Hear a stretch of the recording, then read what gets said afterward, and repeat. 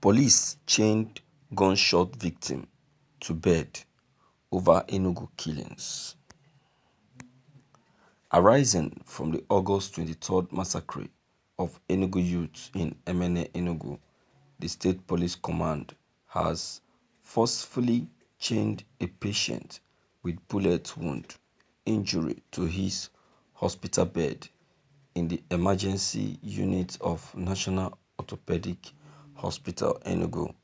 The patient, Abraham, said, "The police chained me to my hospital bed because on Sunday, August 23rd, I came out from my yard going to church at St. Joseph when I met one boy who told me that the Biafran people came and warned them inside the church that the church has dismissed. I immediately turned on my street and started going back. At that time, gunshot had rented the air and suddenly one soldier ran into our street and opened fire indiscriminately. I decided to hide myself and dodged beside a car so that I would not be hit by a stray bullet. This was beside my house. The soldier came and saw me where I beckoned beside the car and pulled me out. I told him that he should look at me, that I was going to church when I started hearing the commotion and decided to go back. I was pleading with him to leave me alone, but he continued hitting me with his gun when another soldier came and told him to leave the boy and let's go. Immediately after his colleagues told him to leave me, he shot me on my leg and left me there. I started shouting for help when our yard members came out to notice it was me.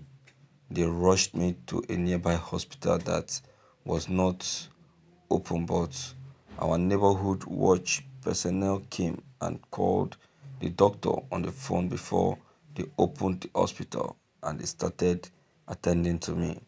I was still there when the police, army and other came in there, greeting me and said sorry to me, that I was not the one they were looking for, and they left. Later in the evening of the same day, another group of policemen came and interviewed me. I told them that I work at Īñēd and showed them my identity card and told them what happened and left. The following day, I went for an X-ray that indicated I have a broken bone, and the hospital referred me to National Orthopedic Hospital Enugu. I was still in the hospital when the eminent police officer, whom I know, and some of them know me quite well, they said they wanted to take me to orthopedic, but they took me straight to the commissioner of police. At the state CID, the IPO Henry and other policemen went and met with the commissioner of police. When they came out, they said I should give them fuel money, that I am lucky. I told them that I didn't do anything because I don't belong to bad companies. I told them that what brought me to Enugu was to find how I can help my blind mother, and so I cannot engage in idleness. They brought me back to orthopedic and we exchanged telephone numbers.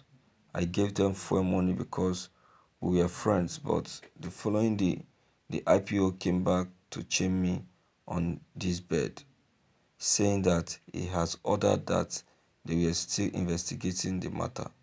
The IPO later came back to tell me that I should look for a lawyer. What did I do that I should look for a lawyer? The doctors and medical staff here have been annoyed over the matter. I have been on this chain since August 26. I am suffering for what I don't know anything about. Our Nigerian police are very, very sick. Completely sick, my viewers. You can see the stupidity of our Nigerian security agents. That is why I say that education should be introduced to their training. The 9 months training introduced to them is not enough. Let the Nigerian Security Training Institute add more training, more years, and add morals and education to their training, because I don't see anything they are learning in that their training institute. I don't see anything they are learning. You understand? How can they chain a victim that knows nothing, about the killings in Enugu? Someone going on his own. In fact, what do we call our Nigerian police? This is how they do. This is not just the boy. This is how they do. Maybe you're on your own walking on the street when violence erupts. Before you know, the Nigerian police, when packing people, they pack you along. They don't want to know who you are or what you're doing outside at that time. That is why parents are always very conscious of their children, telling their children to always stay indoor, because of the kind of Nigerian police that we have in this country. Their illiteracy is so much high that they don't even know anything about the law, and they'll be claiming to know about the law.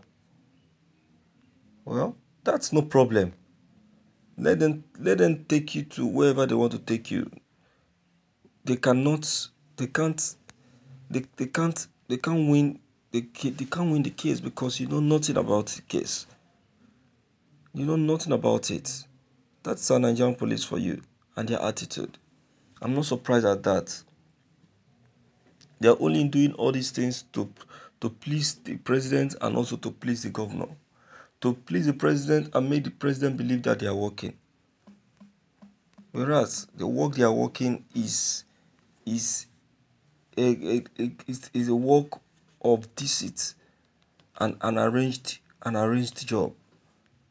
You can imagine what an illiterate IPO, an IPO that doesn't know the law or know its responsibility or duties as an IPO. Can you imagine?